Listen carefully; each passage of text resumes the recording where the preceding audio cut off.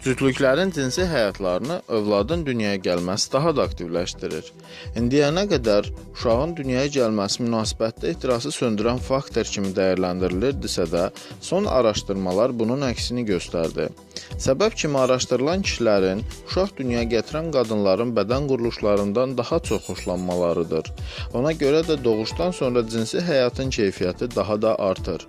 Nəzərə alsaq ki, doğuşdan sonra cinsi münasibətlərin bərpasına ortalama 58 gün gərəkir. Bu müddətdən sonra kişilər cinsi əlaqə sayı artmasında maraqlı tərəf olurlar. Araşdırılan xanımların təxminən 1/4-i kişilərin bu istəyindən şantaj aləti olaraq istifadə edərək partnyorlarına onlara lazım olan ev işlərini gördürdüklərini etiraf edirlər.